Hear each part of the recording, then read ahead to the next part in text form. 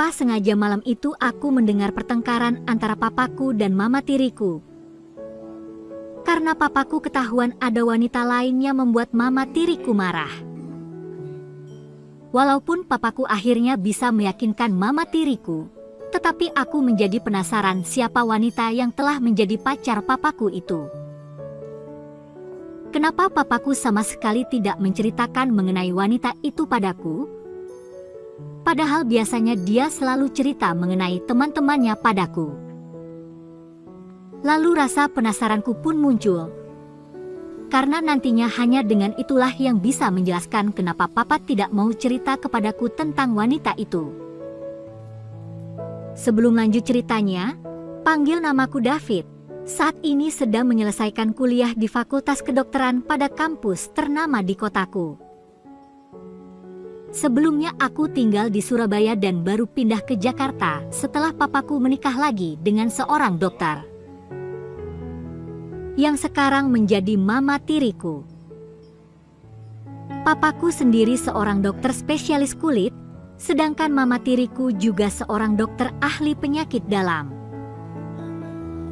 Papaku bukan tipe orang yang punya pergaulan, hanya punya sedikit teman dekat yang berasal dari lingkungan bangku kuliahnya dulu. Dari sini aku mulai mencari-cari jawaban atas apa yang dipermasalahkan oleh mama tiriku itu, terutama dengan siapa saja papaku suka pergi keluar. Akhirnya kecurigaanku mengerucut hanya pada satu orang saja, yaitu Tante Mirna, seorang teman papaku yang memang sudah akrab. Bukan hanya dengan papaku saja, tapi juga dengan keluarga besar papaku sejak mereka sama-sama di bangku SMA. Tante Mirna menikahi teman SMA-nya yang juga merupakan teman dekat papaku, bahkan anak-anak mereka pun cukup aku kenal. Salah satu alasanku mencurigai Tante Mirna, karena aku ingat bahwa Tante Mirna lah yang paling sering jemput papaku kalau ada kegiatan dengan teman-temannya. Bahkan kadang-kadang papaku pamit keluar kota untuk urusan dinas beberapa hari, tapi yang menjemput dan mengantar pulangnya adalah Tante Mirna. Dia merupakan wanita yang ramah, mudah tertawa dan selalu bisa membawa suasana menjadi lebih cair serta menyenangkan. Tante Mirna memang sosok wanita idaman hampir semua pria, karena mempunyai kepribadian yang sangat menarik dan tentu saja dengan wajahnya yang cantik. Aku makin penasaran ingin memastikan apakah memang papaku dan Tante Mirna ada hubungan istimewa. Hal ini menjadi sangat penting bagiku, karena akan mempengaruhi persepsi tentang papaku selama ini. Tapi bagaimana caranya? Pikiran ini lama-lama menjadi sebuah obsesi yang sangat mengganggu konsentrasiku. Akibatnya beberapa kuliahku nilainya menjadi tidak maksimal, bahkan sangat buruk. Aku tidak berani bertanya langsung kepada papaku, karena dia pasti akan berbohong, dan dampaknya akan merusak hubungan kami selamanya. Akhirnya aku memutuskan untuk menghubungi Tante Mirna lewat akun IG-nya sebagai awal komunikasiku. Tidak terlalu sulit mencarinya, dengan hati-hati aku mulai menyusun langkah-langkah untuk melakukan penyelidikanku. Aku tidak mau salah langkah. Karena kalau salah langkah akan merusak hubungan silaturahmi yang sudah sangat lama terjalin antara dua keluarga besar. Pertama kali aku coba memfollow Tante Mirna sebagai teman. Kalau ini berhasil maka akan memudahkan langkahku selanjutnya. Tetapi kalau tidak berhasil maka aku harus mencari jalan yang lain.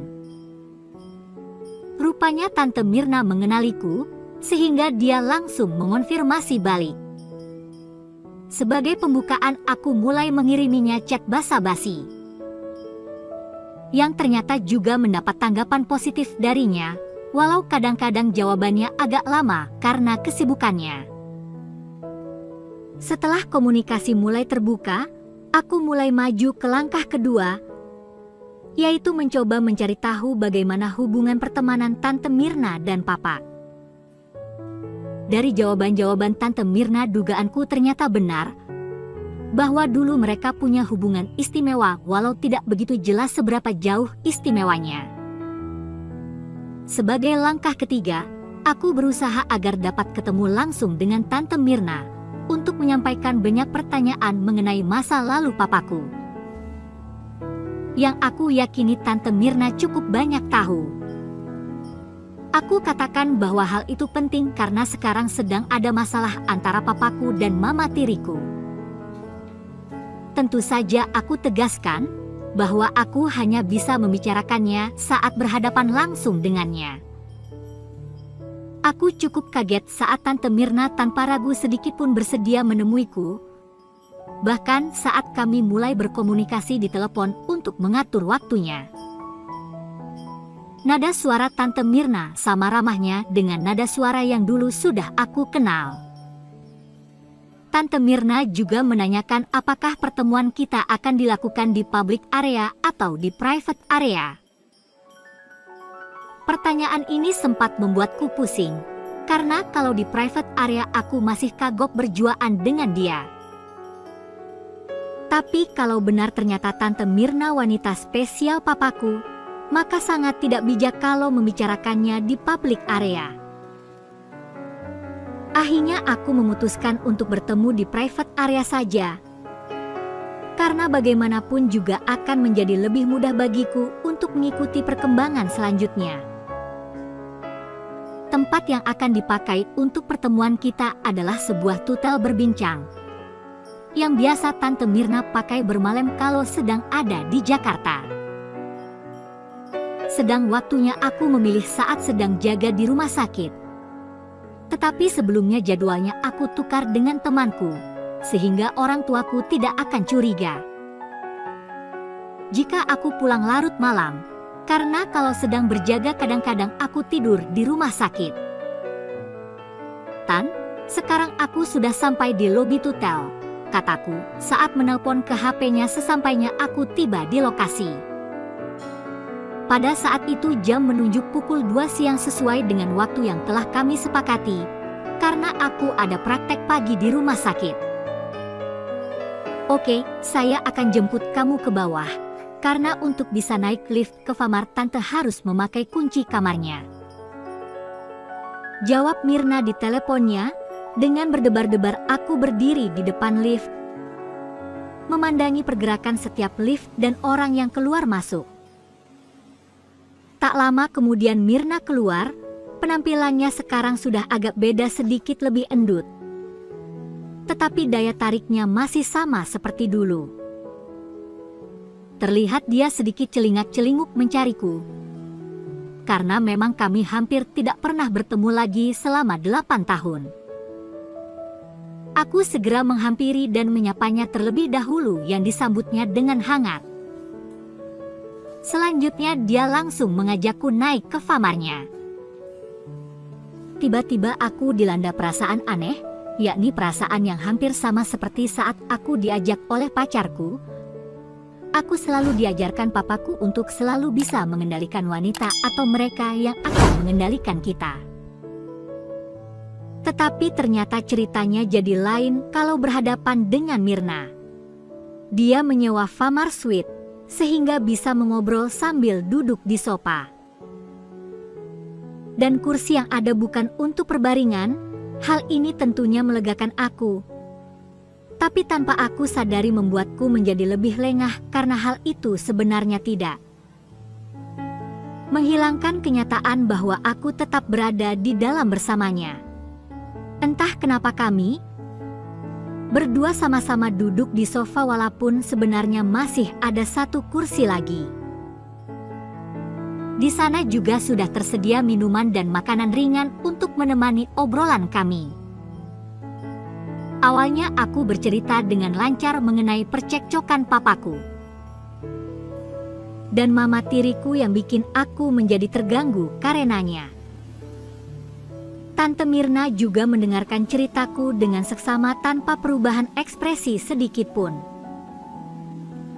Tetapi kelancaran ceritaku tiba-tiba menjadi tersendat saat aku harus mengajukan pertanyaan inti dari tujuanku bertemu dengannya.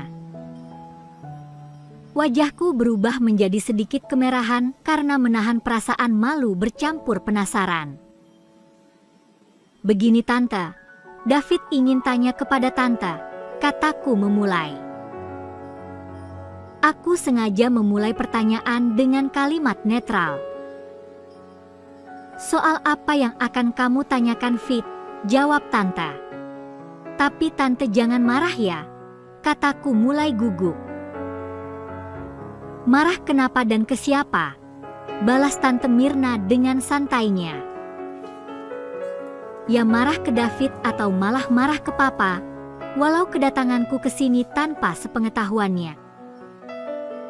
Lanjutku untuk memastikan pada Tante Mirna. "Tante janji kok, tidak akan marah tanpa dasar dan alasan yang jelas," jawab Tante Mirna dengan ekspresi yang penuh keheranan. "Ya udah David mau tanya apa? Buruan." "Begini Tan, apakah Tante ada hubungan dekat dengan papaku?" Akhirnya pertanyaan itu terlepas juga. Tante Mirna merenung sebentar, kemudian matanya melihat kembali padaku dengan tetap tidak ada perubahan emosi yang drastis pada wajahnya. "Apa jawaban Tante sangat penting buat kamu, David?" Dia sekarang malah balik tanya kepadaku. "Penting Tante, bahkan sangat, karena David telah lama terganggu oleh masalah itu," jawabku sambil menunduk. "Baiklah kalau memang kamu ingin tahu." Tante mengakui bahwa memang antara Tante dan papamu ada hubungan yang sangat dekat, jawabnya. Jawaban itu sudah aku duga, dan sesuai dengan harapanku, tapi tetap saja perasaanku seperti dicampur aduk antara marah, sedih dan gembira.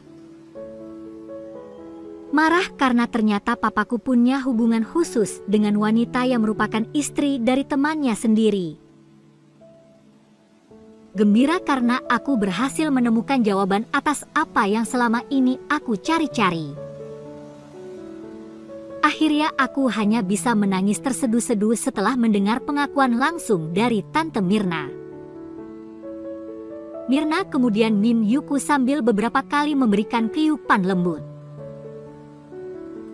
pada kepalaku yang membuatku merasa lebih tenang sehingga akhirnya aku bisa menangis di piukannya. Dengan lembut kepalaku dibiai-biainya sambil membisikkan kata-kata menghibur di telinga. Entah berapa lama aku menangis di piukan Mirna, tapi sesudahnya badanku benar-benar menjadi lemas tidak bertenaga dan hampir jatuh terkulai di sofa. Mirna lalu berinisiatif menuntun keranjangnya tanpa bisa aku tolak dan membayangkanku di atasnya sambil melepas kancing atas baju aku.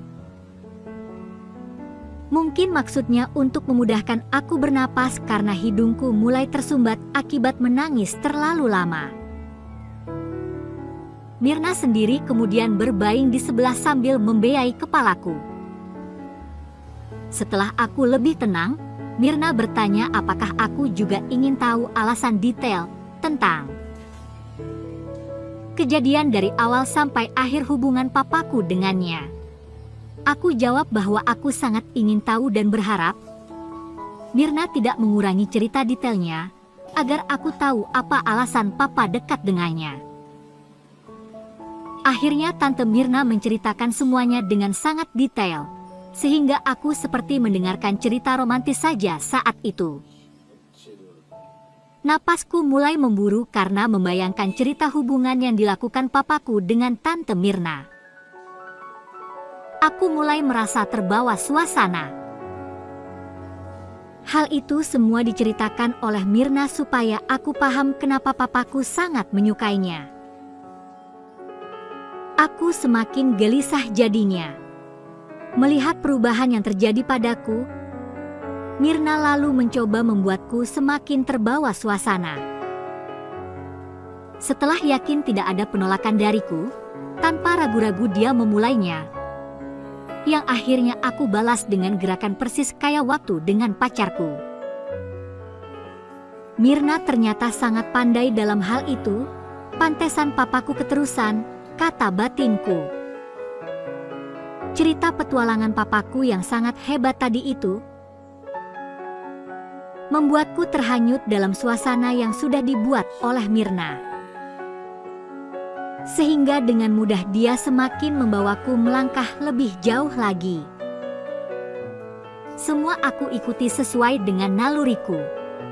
Sehingga setelah semuanya terjadi, aku baru sadar kalau ternyata inilah yang membuat papaku sampai tidak bisa lepas dari tante. Dia memang begitu tangguh dan hebat dalam pergolakan sidang paripurna. Jai jemainya begitu piawai kala berjibaku membangkitkan tongket komando. Berjam-jam rapat paripurna dilaksanakan dengan tuntas, tanpa adanya interupsi dini sekalipun. "Bagaimana Saiyang, kamu merasa senang?" bisiknya di telinga. "Senang sekali Tan, sungguh luar biasa. Pantesan papa keterusan dan ketagihan," jawabku. Kemudian dia pergi ke ruang shower dan kembali lagi membawa handuk yang sudah dibasahi dengan air hangat. Kami pun terus mengobrol. "David, bisa temenin tante malam ini?" tanya Tante Myrna dengan pandangan penuh harap. "Memang kalau David bermalam mau diapain lagi?" Aku balik bertanya dengan semangat. "Myrna bisa ajarin gaya tarian lain yang juga pernah papamu lakukan." "Kalau begitu boleh deh, tapi tante janji sedikitnya David dapat 10 gaya tari yang baru, sampai pagi gak masalah," kataku sambil melirik.